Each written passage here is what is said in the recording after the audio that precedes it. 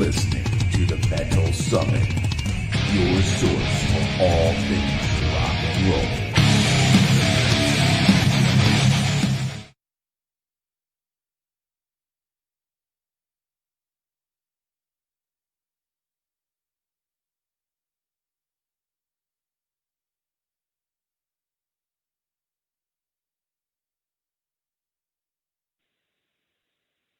I'm good, Max. Thank you so much for having me on the show today. Well, sure, I'd be happy to. My family was fairly musical. My mom could sing, and my dad played trumpet. My cousin Judy, she played folk music on an acoustic guitar. And so one day at a family gathering, she took her guitar out and started playing some folk songs and singing. And I was kind of like, wow, I was impressed that she was able to do that. And of course, my mother, after Judy was done, looks at me and goes, "Why can't you do something like that?" Not that my mother sounded exactly like that, but that's the way it kind of sounded to me. So I kind of part out of curiosity, I wonder if I could do that, and part out of I'll show my mom. I had her give me some guitar lessons. Here's a C chord. Here's a D chord, here's a G chord, here's an A chord. So we went through the basic chords, got a guitar, cheap guitar, and attempted to train my fingers to see if they would work in this way. I had no idea. Wow. Once they started to have hand-eye brain coordination, so you look at it, your fingers are able to go to the spaces that they need to be, and your brain's telling you what to play. C, 2, 3, 4, G, 2, 3, 4, 5, 6, 7, 8, D, 2, 3, A, 2, you know what I'm saying? Yeah. That was what it was. So once I got past that, able to change chords, able to do that, once I was able to play songs, I was happy that I was able to play some of what I was hearing on the radio. Nice. And happy to notice that people paid attention to you when you played guitar, especially females. Do you remember? Sorry. Do you remember any song that you were listening on the radio and you tried to mimic with your guitar or follow? At that stage, I can't think of any specific song. Okay. But certainly by the time the Beatles came out, which was not that long after that, of course, that's when I was looking at figuring out songs, listening to it, and trying to actually play along with and find out how are they doing this, and all of that. And between the Beatles and the Stones were a lot easier because the stuff was very much blues based. Mm-hmm. And so knowing A and the D and the E and the A, that's all you really needed for Route 66 and 20 of the songs that they played. So we were able to, bands that I was in early on, we were able to play those simple songs, even with the simple knowledge of where we were at the time. Were you a Beatles fan more than the Stones fans, or vice versa, or both at the same time? At the time, I liked the Beatles first because they came out first, but I kind of thought that the Stones, because they were kind of like funky dressed and more blues, they kind of took over for a minute, and the bands that I had at that time were more like the Rolling Stones because it was more accessible, easier to do. The songs they did were covers, so what difference did it matter if we played Route 66 or it was the Stones playing Route 66, or if we played It's All Over Now and they played It's All Over Now? It's the Bobby Womack song. They didn't write that either. So it's like, okay, we played the cover songs that they played, but like now, that's what people wanted to see or hear. So it was very effective for us. Like the Yardbird songs, once they came on the scene, there was another band that had some really cool stuff that was blues-based rock. There were a couple of guys around at the time who also played harmonica, like Mick Jagger and Brian Jones and those guys. And so we had that added to our repertoire. Beatles, John Lennon played harmonica. Awesome. So this is another instrument we used back in the day to sound like some of those bands. That's so those cool. were our early so influences. Cool. Yeah, right. Yeah, and thank you for sharing that.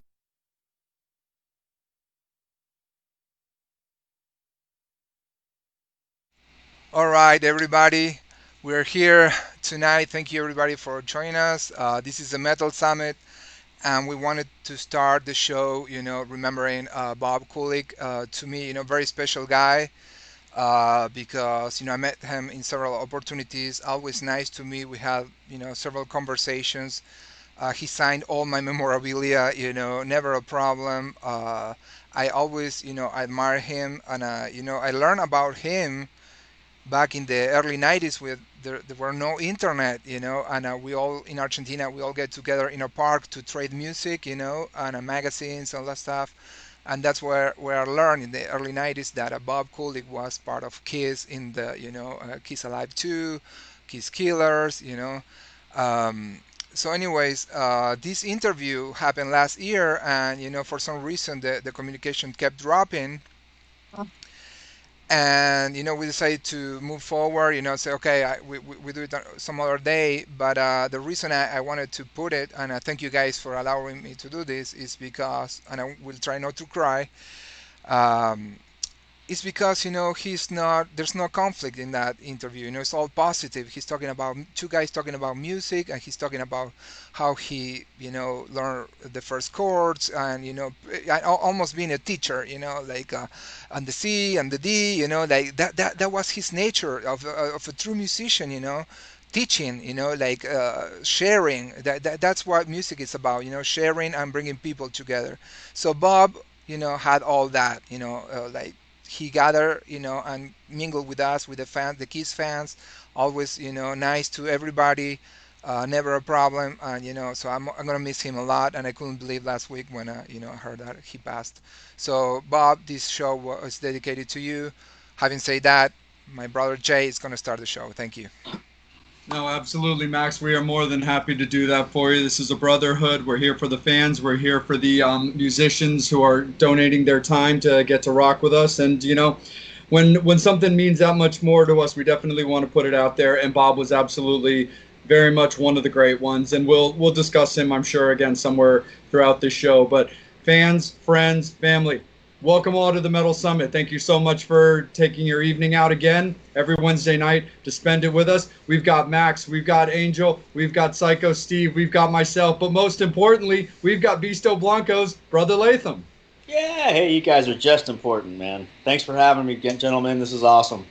Thank you. Absolutely, for sure. Well, brother, please, why don't you just start us off on what exactly you've been doing right now? You touched with us off the air about how you actually were pretty much heading to a tour, and when everything kind of got shut down and you guys kind of had to just turn around and go home. So talk a little bit about the last 3 months for you.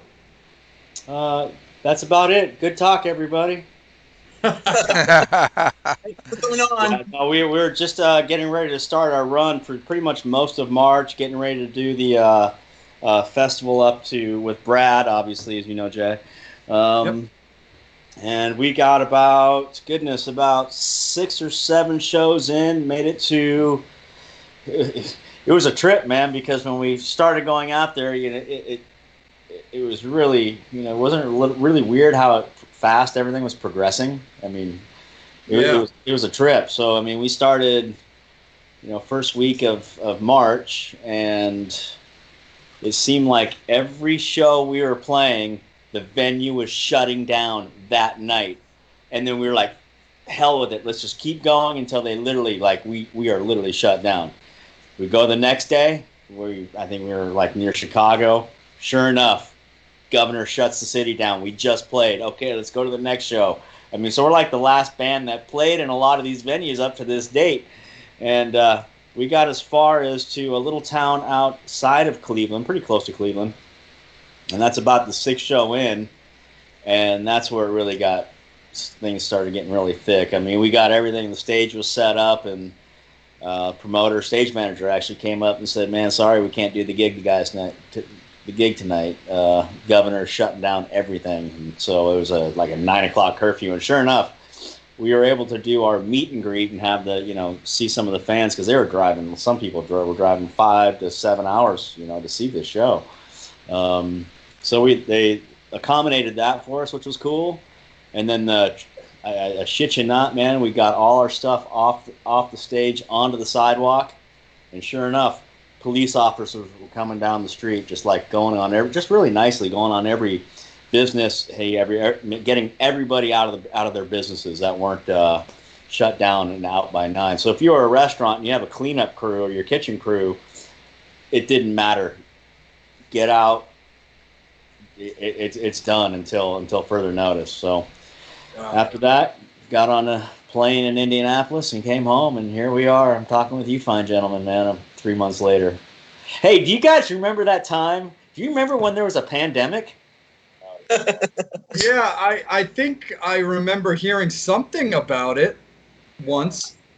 I remember for my hair. I don't know. Absolutely. Psycho Steve, why don't you jump in and talk a little bit, my good dude? All right, on. Okay. Let's start with a question. You grew up in Alaska. Yes, sir. So what's the scene in Alaska? Like me, all right, I'm an avid Kiss fan. I've seen Kiss 710 times. I've seen them in every state except Delaware. So I have seen them in Alaska and everything. Yeah? But Where'd you see them in Alaska? Juneau, Anchorage, and Yukon. Gee. Where in the Yukon? Because I lived in the Yukon. That's in Canada, mind you. I'm thinking the name of the place. It was like this pavilion of some sort. Yeah, was it in Whitehorse? Yes.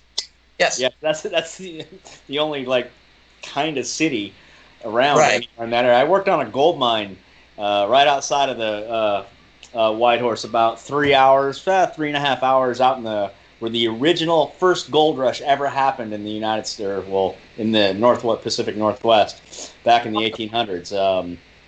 Yeah, when I was living in Alaska, I went and worked on a gold mine for a summer, finding gold, man. Awesome. So is there a music scene out there? Like, hi, you came from there, Jewel came from there, and like, who else? Like, yeah, I mean, there's a scene. It's really small. I mean, it's not. I mean, obviously, I mean, Jewel. She came out of a town pretty much kind of close to where I lived, a town called Homer. I lived in Bird Creek, and those are probably about 3 or 4 hours away from each other, out in the middle of the woods, man. I'm telling you, there's nothing out there. So yeah, there's something, but if you really want to strike it, you gotta work your way out, and it's being a state that's almost half the size of the United States. right. It's got a tenth of the population of, I mean, I think there's 750,000 people in the whole state, and it's a massive state, man. It's huge. I mean, it's big. Right. So you got to get you got to get out to garner any, I don't know if you want to call it success or whatever. If you just want to get your name out there, you got to kind of venture Yeah, I out. saw this out there, and then a separate time when we had a day off, we saw Metallica and Veruca Salt play. Up there, right? Yeah, Yeah. for the Molson Ice show. Like Molson Ice sponsored it or something. So a couple of the road crew, Ace Frehley and myself, went to the show. It was a good show. Nice. Yeah. Nice. So, Yeah, what'd you think of the? Hey, I gotta tell you, man, Alaskans are some of the best people around, though. the Probably fish, incredible. Yeah, they probably really took care of you up there. Yeah, there's fishing and hunting, man. I gotta tell you, there's no place like it. Right. They kind of frowned upon me. I said, no bear? And they didn't like that. So I was like, okay, I'll just eat fish. So I ate fish. The bears are still they're the king of the jungle up there. It's unless they're coming at you, getting you ready to rip your face off. You just kind of you don't shoot the bear. True. Yeah. Absolutely. Well, oh, sorry, Steve. You still going, brother? No, I was going to say, next. All good, dude. Angel, you want to get down on us, brother? Yeah, I definitely want to know, did they have MTV in Alaska, and did they have like the metal magazines were you able to get access to them? Because we're talking about the early 80s. Absolutely. In fact, in Alaska. yeah, when good story about MTV. So when MTV started, that was with my dad worked in the entertainment industry. He being from Alaska as well, came down to Los Angeles and worked for KLOS and KABC, and did a lot of stuff with Fleetwood Mac, and as through a couple of record like Warner Chappell and all these labels down here. in the interim, he met J.J. Jackson. Now, if you know any of the history of MTV, J.J. Jackson, Martha Quinn, and all those VJs were the ones who started. I don't want to say they are the ones that like actually started it, but they were the the forefront of MTV. So, my family were real good friends with JJ. God rest his soul. So right when I remember when that came out because I was talking to him. We saw him down here in Los Angeles, and he was with KLOS at the time. And he's like, "Man, I'm getting ready to start this new thing. I'm moving to New York. It's called MTV." And that was about 6 months before it really popped on air. So to answer your question, Angel, yes, MTV was absolutely up there. And the rock and roll magazines, dude, that's how I learned guitar.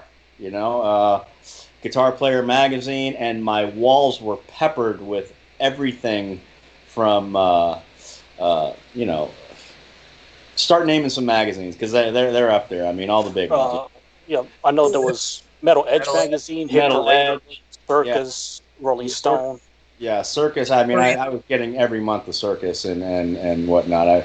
The Rolling Stone. I was such a metalhead when I was in the '80s that if Rolling Stone didn't have metal in it, which it rarely did, True.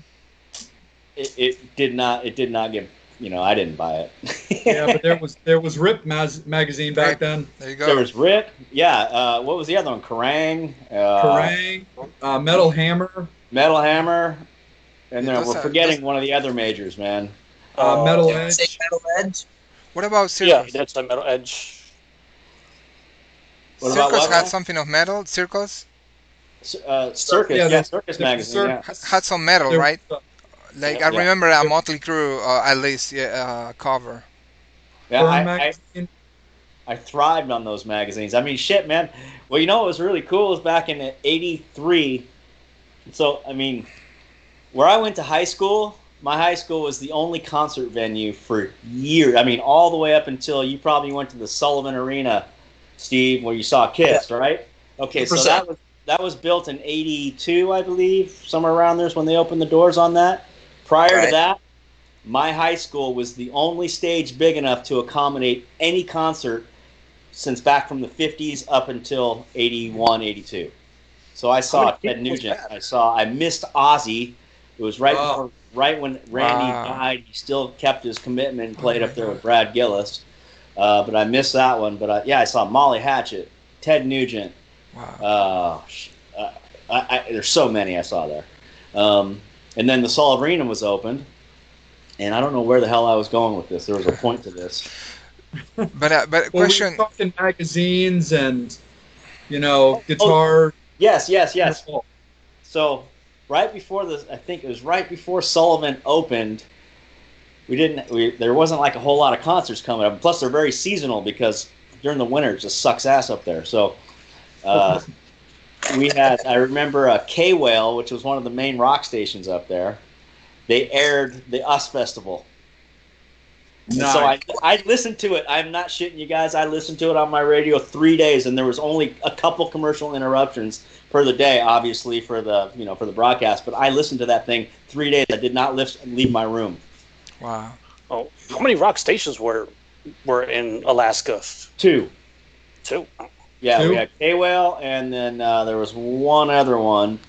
And then there was only one TV station at the time as well. I mean, we only had Channel 2, which was NBC, I believe. Yeah, NBC. And then, there was also, where I grew up, I only had one channel, period. Wow. And it ended at midnight. And Wow. Question for you then. When was your first concert? 1982? My first concert, yes, was 1982. Yeah, Okay. 81, 82, yeah. Okay. And that was Ted Nugent? No, it was Ozzy? Molly Hatchet. Okay. Molly Hatchet. Yeah, at West High Auditorium. Oh, cool. So brother, that's when you when did you decide to go with the guitar? When did you fall in love with the guitar?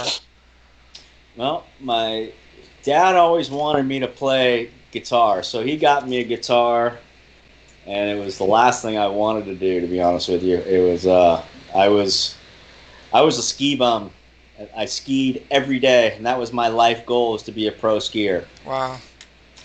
And then I heard Randy Rhoads, Yeah. Diary of a Madman. Even I heard, I was introduced to that record even before Blizzard of Oz. And when I heard that, when I actually heard Diary of a Madman, I sat down and started learning guitar, and it was like the second song I ever learned. My Wow. guitar teacher just told me I was nuts for even trying it because it was so complicated. He had to show it to me in like little 4-bar patterns over a period of like 6 or 7 months because it was so fucking hard. I couldn't play anything. I had no dexterity or anything. I didn't even know how to tune a guitar, but I wanted to learn Diary of a Madman. It's like, okay. So I started with chord 1, and I just had to sit there and go to the second chord. So that's all he would show me until I had it down. And then he'd say, okay, here's the next 2 chords.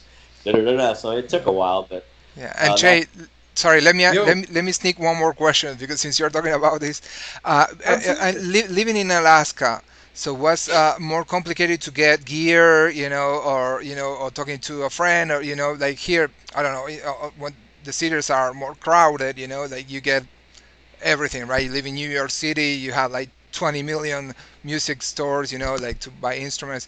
So how was it difficult to get gear, or even learn something new? yeah.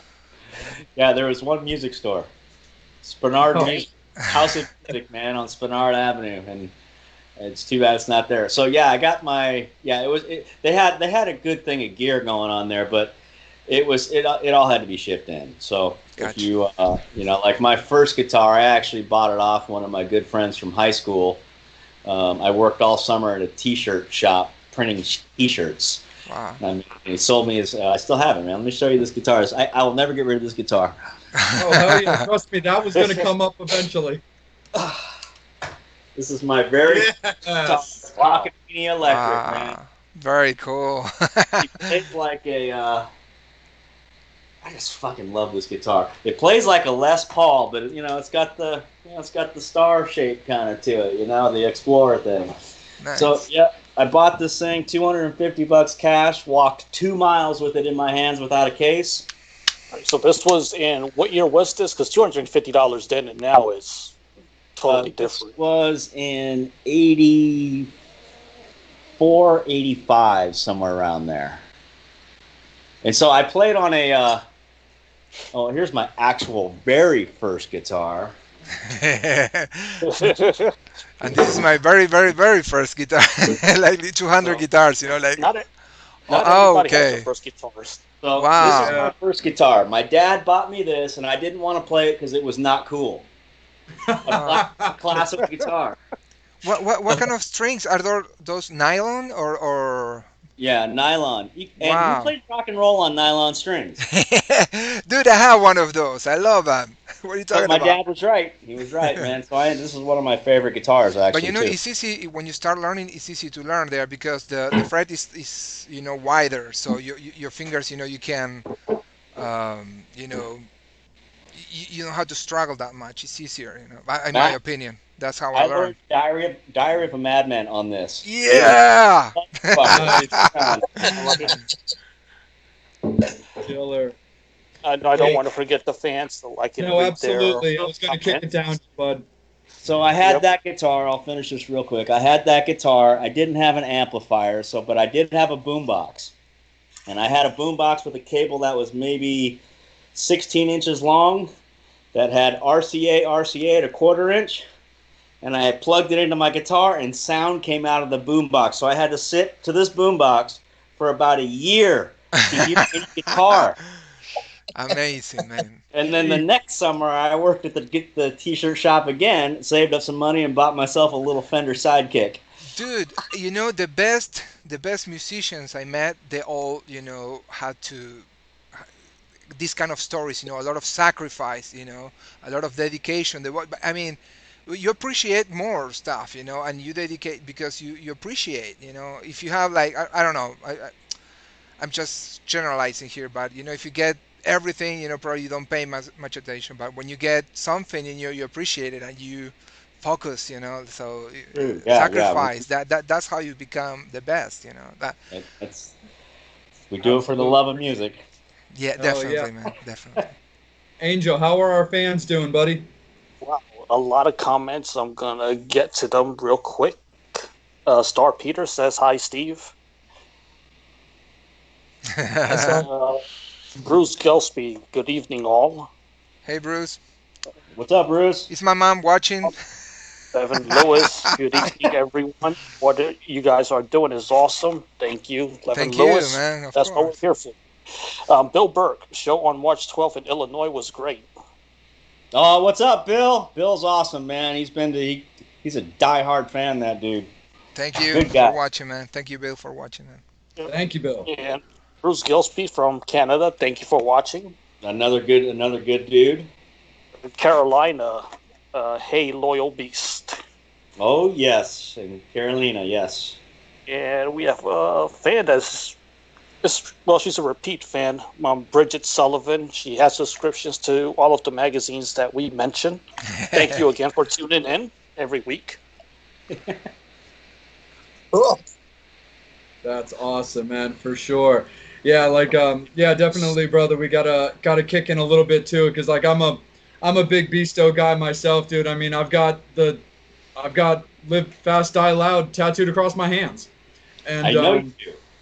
and so I gotta say, we gotta talk the new record, dude, because it's basically a year and a week, pretty much, since the release of the We Are, dude. We Are. So we gotta talk about that. I mean, Halcyon and The Seeker, and I mean, we got this. It's great songs as usual, man. So talk about the reception, the album's release, and what you think of it. I love the record. I love this band. Man, from the day one of the inception of this band, I've just been a fan of the band, and I'm just blessed enough to be a part of it. We Are. I love the record. I love how we've evolved in our writing. We took a lot. I mean, for me anyway, it just took a lot of old influences that I grew up with. I mean, like stuff that you wouldn't even think could be used as like in Beasto music, and believe it or not, Fleetwood Mac and some like this really old stuff that's like super freaking cool, and put this modern twist on it. I think, and it wasn't like we were trying to do anything intentional. It's just with this group of songs, and with our producer, we have Ryan Green, who's just a legend at the helm. Really just drove us in directions that we were like, oh man, it almost sometimes would seem uncomfortable, but at the same time, you step back and you listen, you're going, wow, it really is. He always would say, I want to take it on a journey. I want to take it on a journey, and sure enough, that's what it is. And we all spent a lot of time, and I think speak for a lot of artists who do any kind of recording and writing and whatnot. They're like your kids, these songs, So Yeah. we have a lot of kids and a lot of mouths to provide for, and the providing is the creativity within those songs, and we love them all. And but this record, I really like the way what we did with it, and our songwriting definitely evolved and really focused on specific parts and things with solos for the song, And that's what I really like about this band is that each all of us the song is the music is the music, man. And it's gotta, you don't want to. There's no, there's the cool times to have those rad solos and do the, and shine and be but you know what? If it doesn't complement the song and what the band is doing, it doesn't work. And there's for some with this, with this group of members in this band, we all just get it, and it just works. I don't know how to explain it. It just works. It's a really good combination. It's just a great family to be around and whatnot. We were still touring this record when this pandemic came down, and you still feel there's life in it, even though it's been a year. You know, we don't. I don't think We Are got the shot that it rightfully deserved, even though we're working on new music. But I was just talking with Chuck the other day, and he's like, "Dude, have you listened to the We Are lately?" And I'm like, "No, I haven't listened to it. Like, listen to the record." And he was like, "I'm all excited about this record again, man. It didn't get the fair shot that it like deserved." And yeah, it's like he's right. He's right. Yeah. I'm glad that you guys like it. Yep, we definitely got some fans that want to talk about the record. Bill Burke, he asked a couple-part question.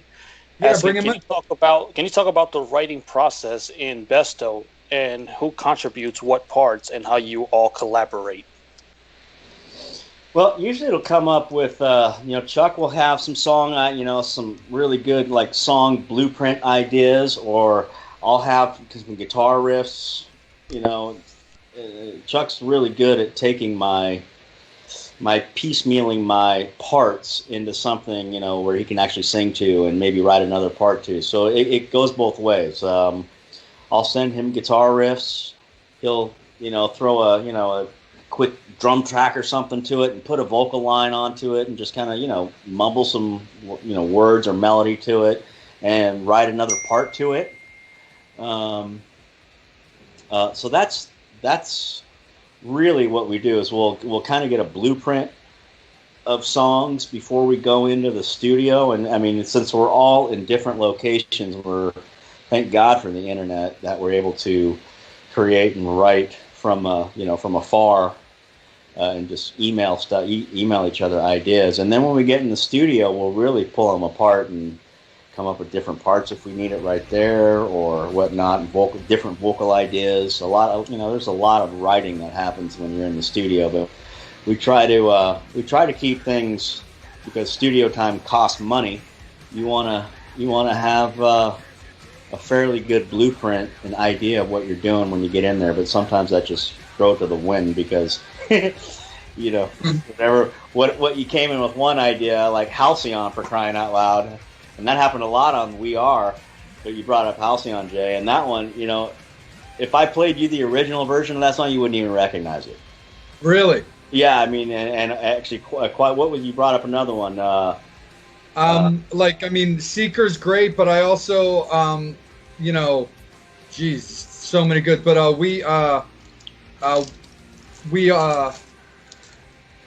think Brain. Like I can rattle off like the whole album because it's just like so good. We Got This as well. But We Got This I thought was great.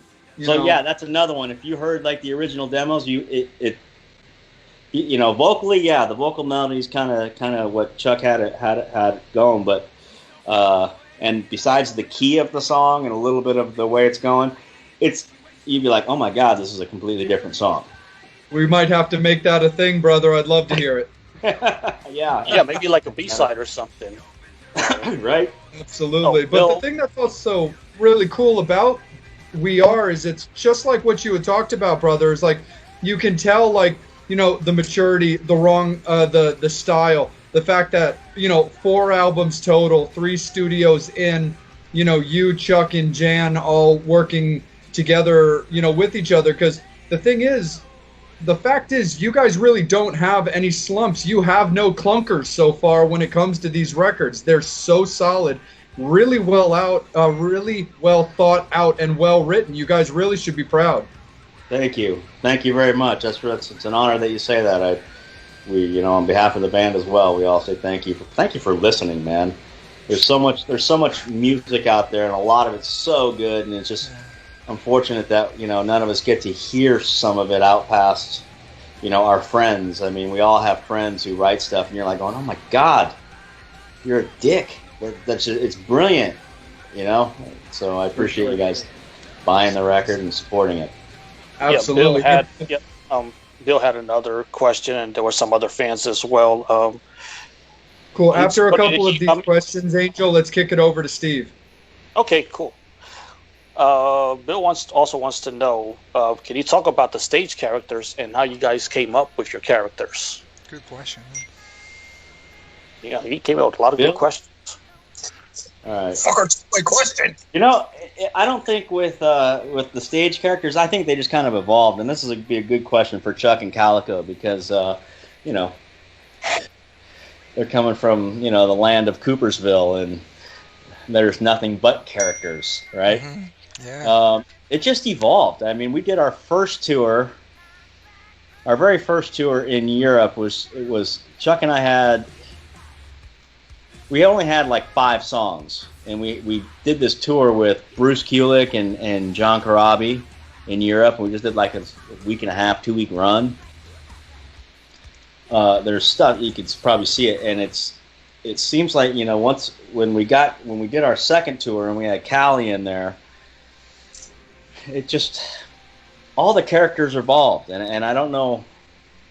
It wasn't like it was anything planned. It was like Callie's going to come out with the the signature baseball bat and all this and doing on the theatrics. It just happened. I mean, and now it is like now we kind of like, okay, what are we going to do with the show? And especially Calico and Chuck, because they've been taking notes all these years from Alice Cooper's the Cooper Camp, and they're really good at it, and we all just kind of there may be a blueprint, but every night is different, man, and one character may come alive more than others. But you do have to watch out for the bat. Bill, you would know that. You've seen it live. Absolutely. Psycho Steve, jump in, my good dude. All right. The question is, were you guys friends before you were bandmates? Yes. So how did you guys meet? So when I moved down here from Alaska, Chuck had just moved down from Tahoe. I was down here for maybe a couple months before him, and I was working at a record store, going to music school. And Chuck moved down from Tahoe, went to the record store, got a job. I introduced myself the same night he drove into town, and we've been best buds ever since. And it was funny, he was staying in a motel right down the street, and he probably should, I don't know, he told me where it was, and so I went over there right after work, and I had a 12-pack of beer, and I knocked on the door, and I'm like, hey man, you want to drink some beer? And it's been ever since, man. I was like 19, it's been a long time, 87. I was 17, 18, and Chuck was, he's a year older, so about 18, 19. We were both really close to the same age, so yeah, it's been on ever since. Awesome. And obviously, Chuck and Callie have been, are super tight because of, when he got into Alice Cooper, Calico, and she was part of the show. So, and here's the story of a lovely woman. Absolutely. Cool. Max, how about yourself there, bro? Why don't you get down? Yes, sir. Thank you. Question about We Are record. What's your favorite song? And that goes to you, Jay. I know you're a huge fan of Beasto. Oh man, that's a tough one because I love every song on that record. I mean, you can name a couple if you. Okay, all right. I'm gonna name a few. Okay, so I love Halcyon. I love We Got This.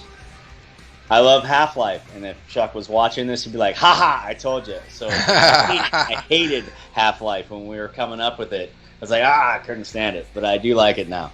Cool. I love Down. I think Down's a beautiful song. Yeah. And that's the one if you hear, you'll hear some Fleetwood Mac in there. If you listen to that guitar stuff in there.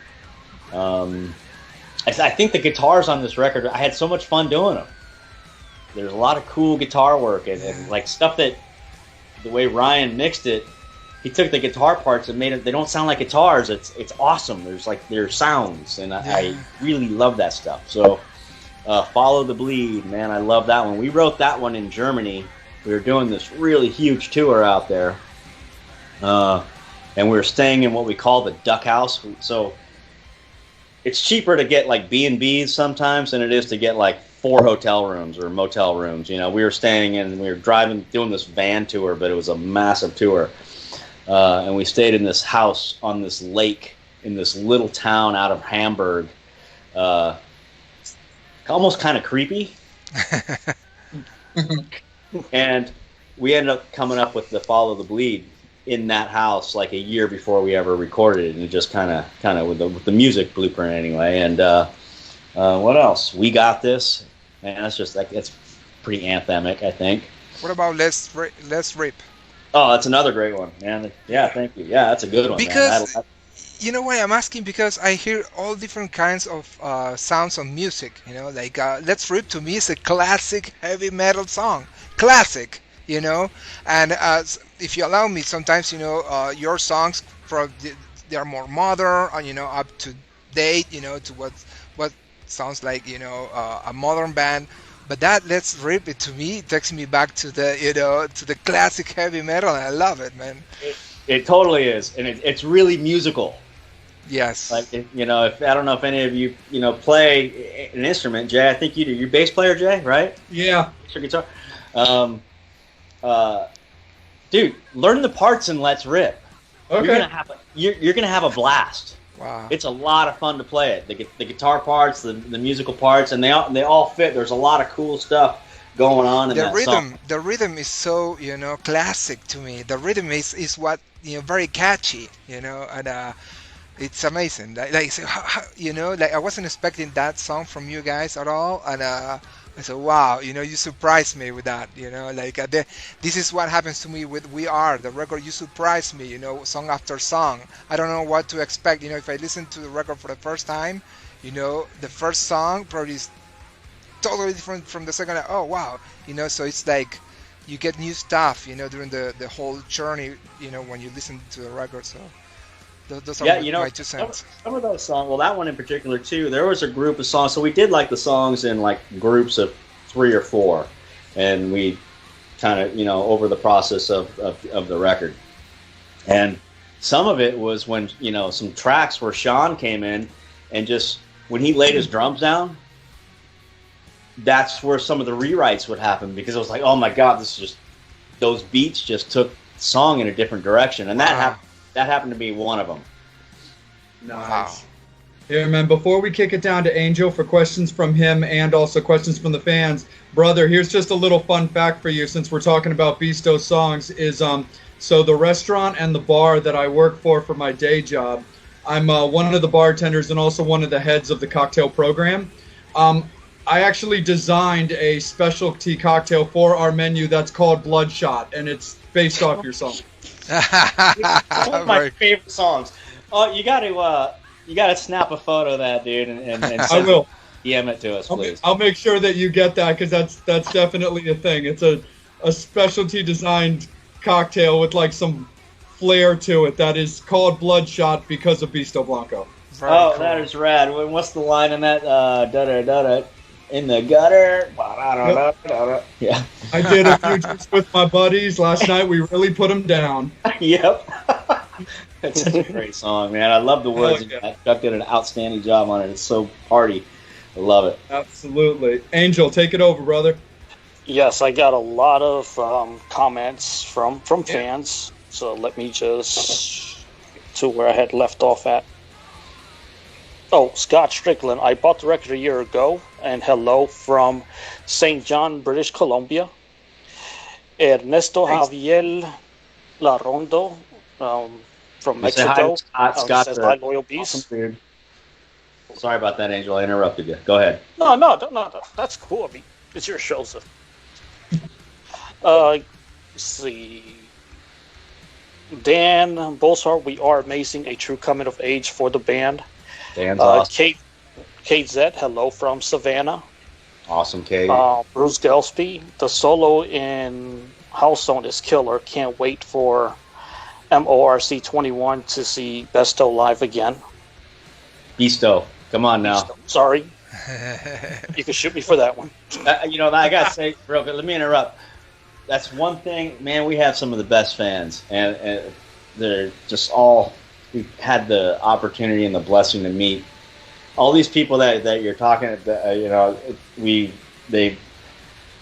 what they've done for us as far as like traveling the distance and coming to all these shows and really going out of their way for us.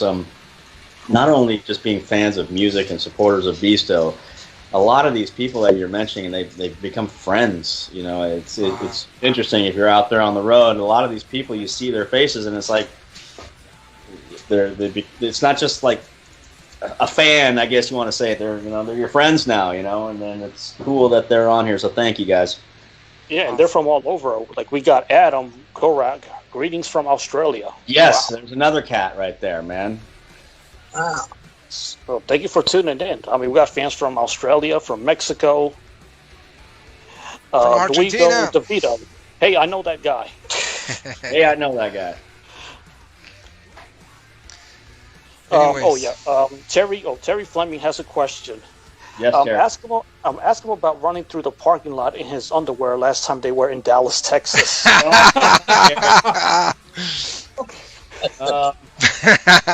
We just got done playing, man, and it was hot as balls out, man. It was really hot in Dallas, and we were on tour with Hailstorm. I was changing into my regular clothes, but let me tell you, we were all dripping sweat, and we didn't have a dressing room. Our dressing room, we played this, I forget the name of the bar, really cool, legendary place, man, but we didn't have a dressing room anyway. So we had to dress, basically we took our trailer that we had our gear in, and I opened up the doors, and I just took my stuff off. I was dripping sweat, Oh man. and I was just in my underwear, and him and Nancy were out there, his wife Nancy, they were out there, and I didn't care, man. I'm in my underwear. Obviously, Man, you're sweating, man.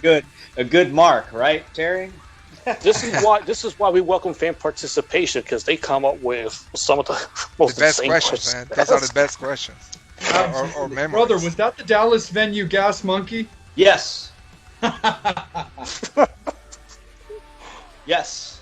It was hot, man. I'm not kidding you. It was like, really, the temperature was hot that night. I think it was an outdoor stage, and it had to be, we went on, I don't know, like 9 or 10 o'clock, and it was probably, and I'm not shitting you, Jay, it was probably about 90, 92 degrees out at that time. And then we had these massive fans blowing on us, and that was like our saving grace up there. It was warm. Wow. And we're pretty active on stage anyway, so we sweat up a storm. And Oh, yeah. yeah, Plus, you guys have that whole Mad Max apocalyptic Yeah. presence there, too. that's it. Yeah. And what the lights and everything, man. Like when you're on Correct. stage, it's even worse, man. Like, Yeah. Definitely. Angel, how are we doing with the fans, dude? And I'll kick it up to Steve.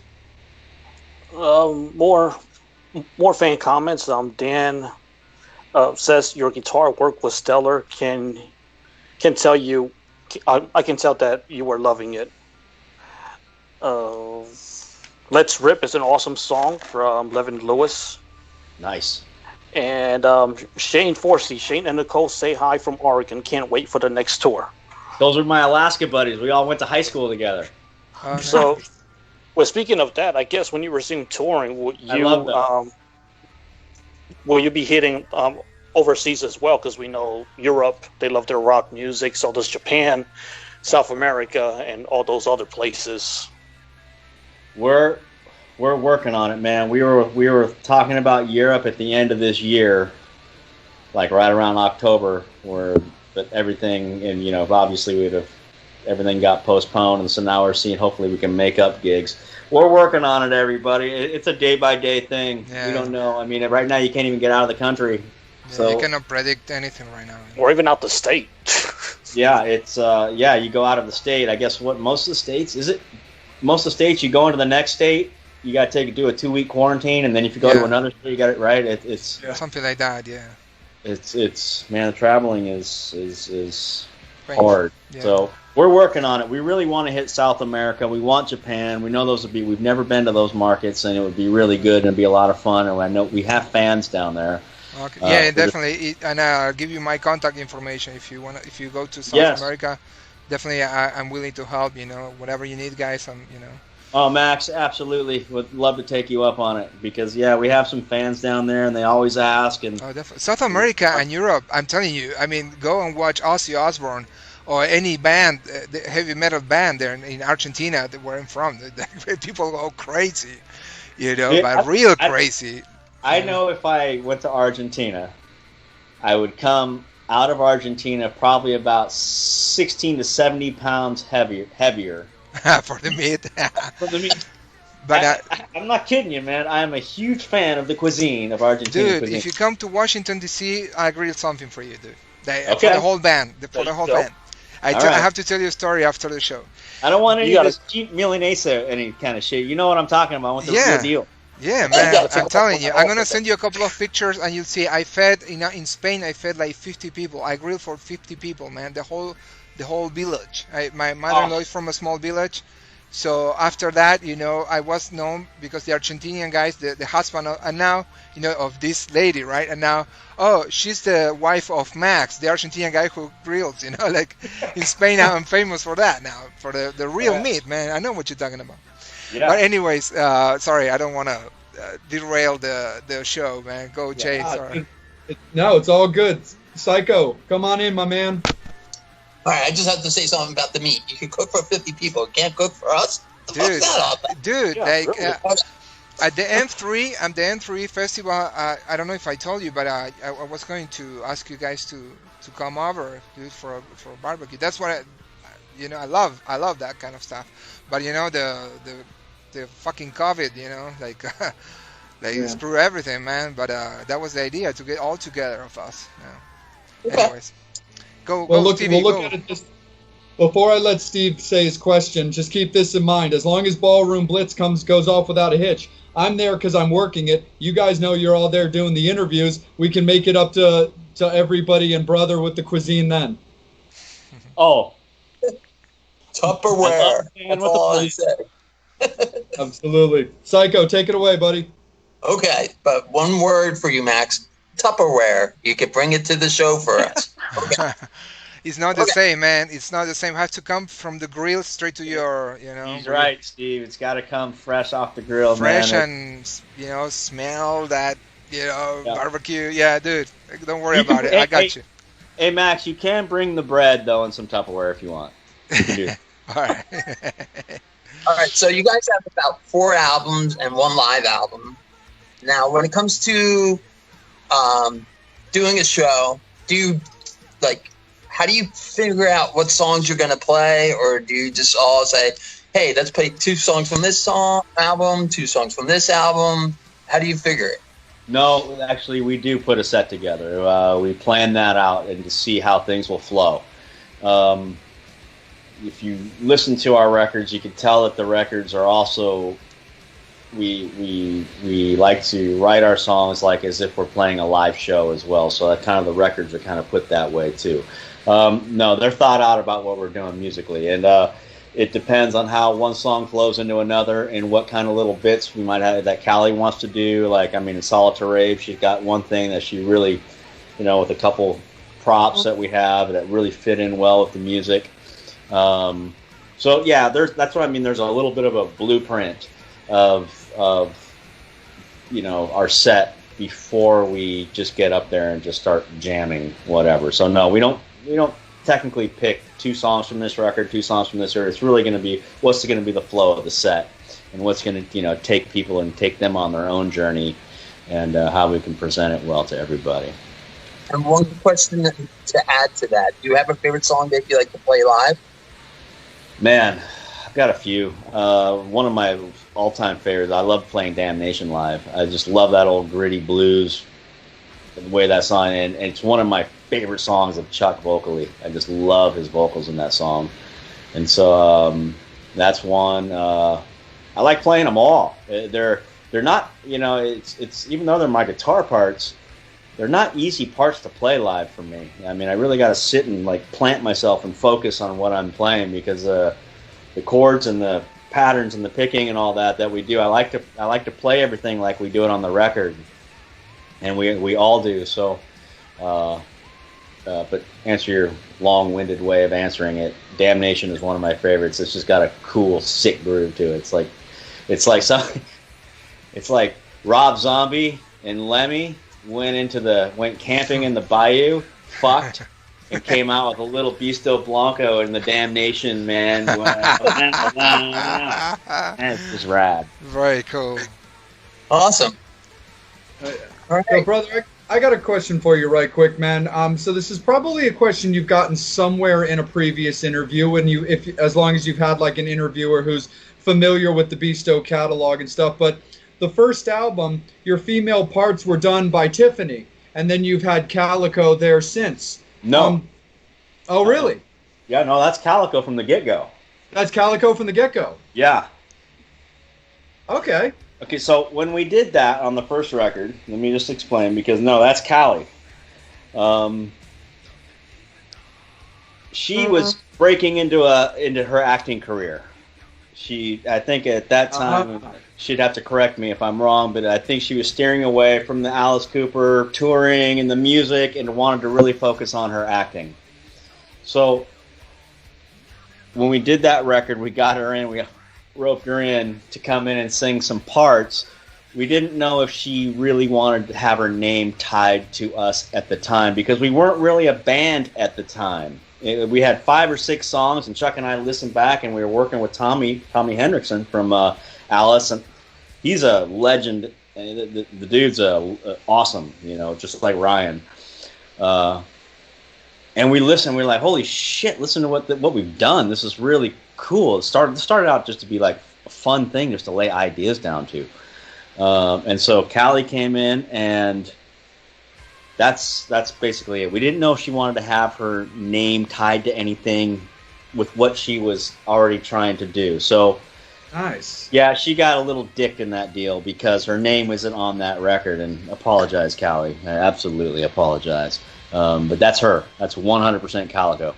No, that's awesome. Well, it's funny because I would listen to those songs, like the actual song Beasto Blanco, as well as the entire album, and you can definitely hear it. It was just one of those things where, like, I'm a hard copy type of guy. Like, whether it's vinyls, whether it's CDs, I look at the pictures, I read the lyrics, I look at the names and all that various stuff. So that's what led me to bring in that question, was because I was like, the tones are the same. I was like, wow, they had this, what I thought was this person that either didn't pan out or was a one-off, and I was like, man, Callie can still hit those parts. And yeah, it's irrelevant because it was Callie. So that's awesome. Yeah, she hits her own parts really well. And having Tiffany, Tiffany did our first tour when we had Callie as well in that. And it was an awesome dynamic having her, having Tiffany up there too as well. She I don't know what bands she played with, Tim Skold and some others, but she, I think, was working more the keyboards. And we had keyboard stuff, and sounds on that first record. I mean, even on most of the records, but specifically that one, that we were able to do live with her, playing in the set. And we were trying to do that so we didn't have to rely on backing tracks. Because some of the songs need some of those sounds, even though we play all the stuff live. Sometimes you want to have some of that keyboard stuff, and it's expensive to bring an extra member out on the road. In reality, it's not cheap, to feed an extra person and put someone on a payroll. But so that's when we had Tiffany doing one tour with us to make up those parts. Absolutely, for sure. Angel, let's kick it down to you, and then Max, we'll kick it right over to you. Thank you. Okay, I'm gonna do the fan comments because we got so many of them. It's unbelievable. Cool. Thank you, Awesome. guys. Yeah, thanks everyone. Yes, so thank you to everyone. Be patient with me.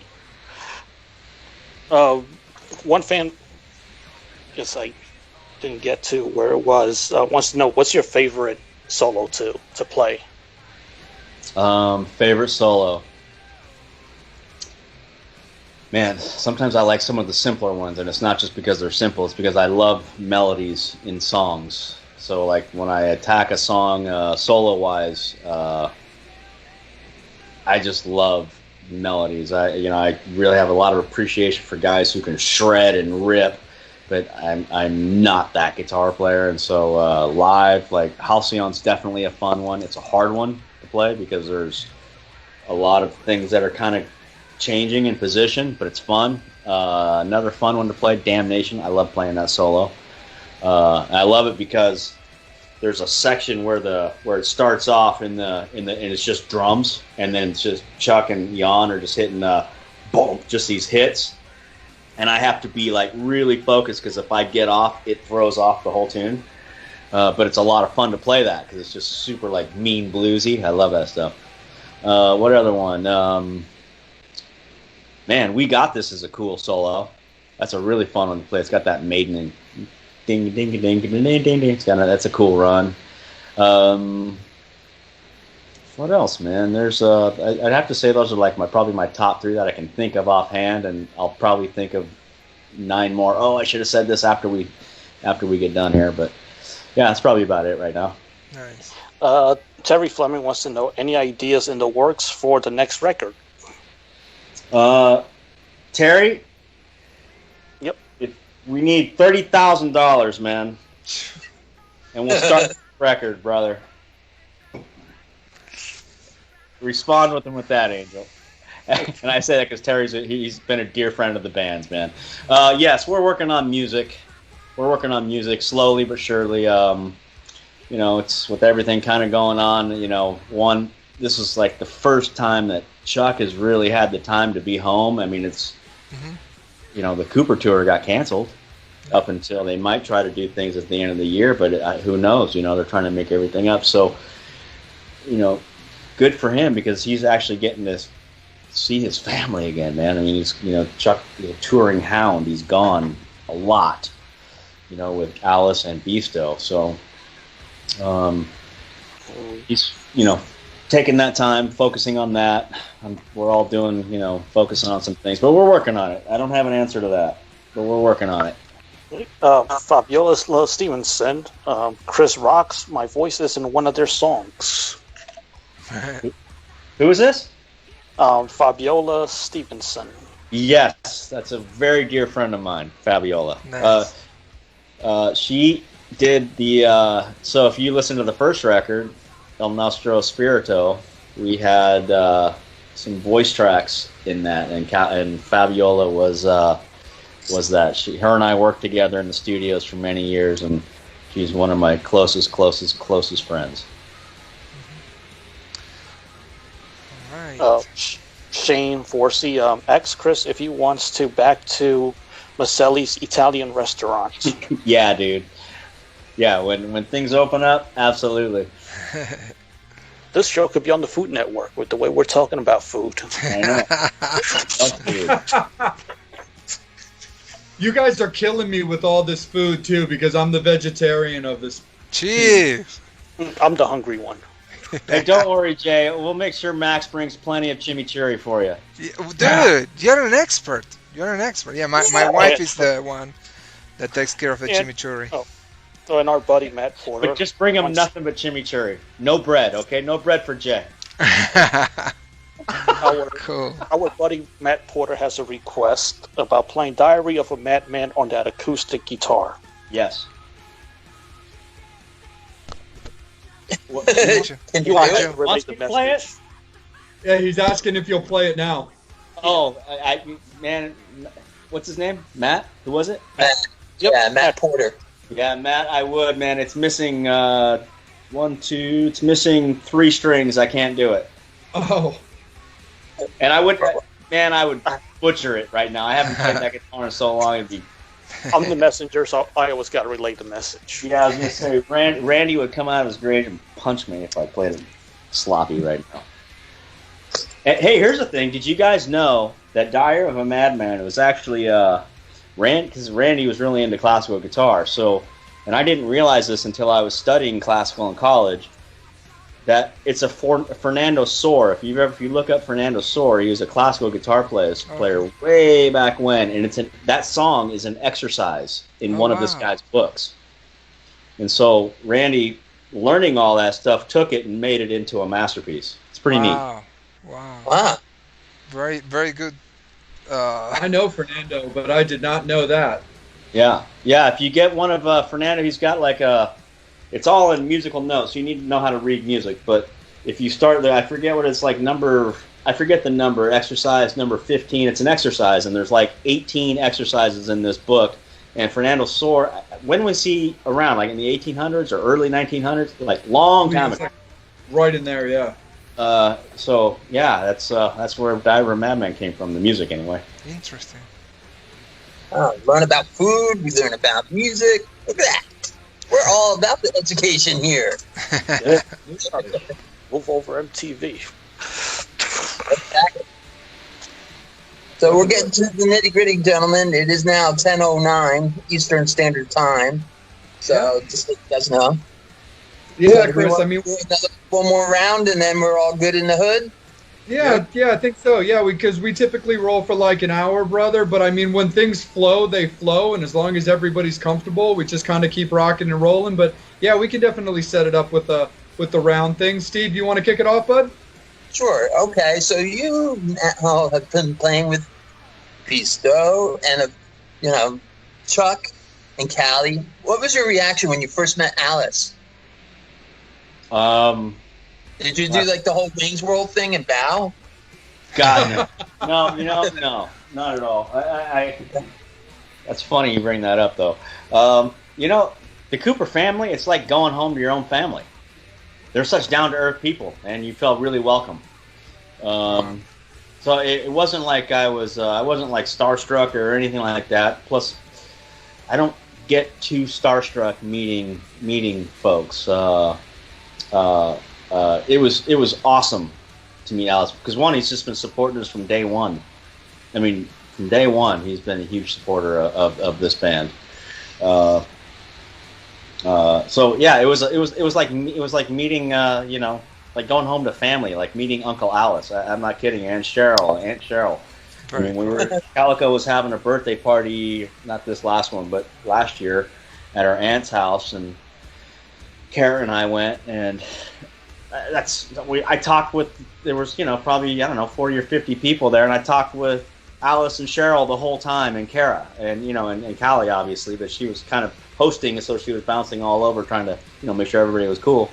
And those are the two people I talked with most of the time there, for 2 or 3 hours. Wow. They're just cool people, Nice.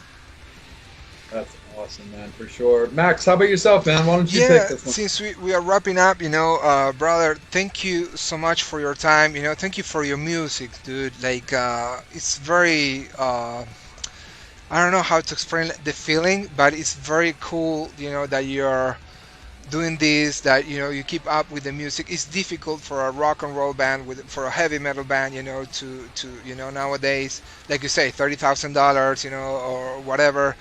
And thank you for still sticking to this music, because me as a fan, this fits my day. Every day I listen to the music, and definitely Beasto Blanco is in my list of bands. And today I was listening, all day while I was working. So thank you for that, man. Thank you for doing this for the fans and for the people who love this music, And the question is, can you share any memory since this show is dedicated to Bob Kulick memory? Can you share, something with that, that you guys played together on the bowling, or something that you remember about him? Absolutely. Well, first off, thanks to you guys for supporting the music community and supporting Beasto, and having me a part of the show. It's been a lot of fun. It's been really good to virtually meet you guys. Jay, have we met? I just to interrupt. Have we met before? Because you look really familiar to me. We haven't. I mean, I've been around, and not only just this scene, like just kind of around. I really want to say it's possible, but I don't think we ever got a formal introduction, which I think that's the reason why we'd never full on met yet. Gotcha. But I mean, because I'm a lot, I go all the way back with this band. I go all the way back with Chuck, because I've been following Chuck since like Turd and LA Guns and Dio. Wow. And all that kind of stuff. But I don't think that we actually have had like a formal introduction yet. But I've also been to my fair share of Alice Cooper concerts too, to where even something like that might have happened. Gotcha. Well, thank you guys, truly. Bob Kulick, man, dude's a legend. I mean, since I've been playing guitar, there was something that I've always like picked up from Bob, or probably many musicians or guitar players. The guy's name is, is definitely, iconic in the realm of an instrument, and Bob was awesome. The memory was was bowling with them, for the bowling for Ronnie that Calico and I did, and we were at Cara, and we had Phil Demmel from oh my god, I'm forgetting the band that Phil's on, but man, he's a monster on guitar, and it's just a monster of a dude. He's awesome. Machine Head. What's that? Thank you. Bob, he was bouncing all over the place, and it was just but it was really cool to sit and talk with him. And we did this for a few events, and Bob was always a part of that. And what I liked about it, and also touring with Bruce. Bruce, I always called him Uncle Bruce, just because the guy. He's been doing this a long time, and I always felt like a newbie, so it was easy to like ask him, hey, what do I do? Do I put the low E here? Do I put the high E? Anyway. So to meet and hang with Bob and actually bowl and be able to sit and talk with him and see him in his element of peers was just a real joy. It was a real joy. And he, like I say, he bowls like shit. He was the weakest link on our team as a bowler.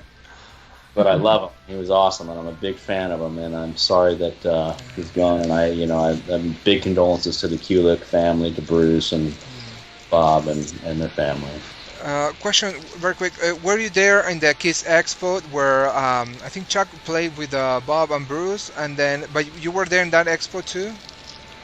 No, we played the Kiss Expo last year. We were on tour with Hailstorm, and we did a little break off and did a Kiss Expo in Philadelphia. Wait, where was it? New Jersey, no. Indianapolis, maybe. Yes, Indianapolis. Thank you. Okay. No, we weren't there on that day. I think we played. I don't remember what day it was. It's okay. No, just checking. No big deal. Yeah, we came in, pretty much played, and did the meet and greet, and we were off for the next show. Got it. Yeah. All right, thank you so much.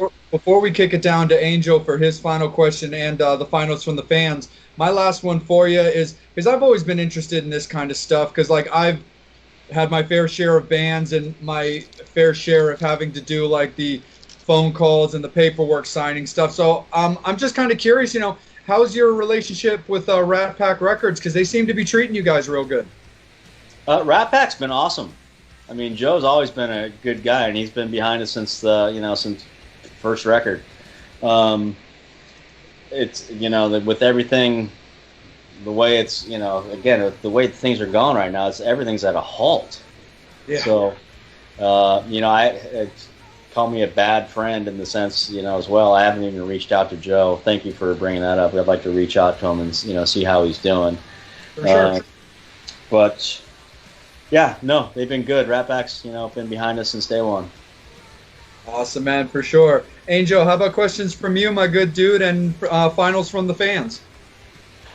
Well, my last question will definitely be from a fan. They want to know, how did you...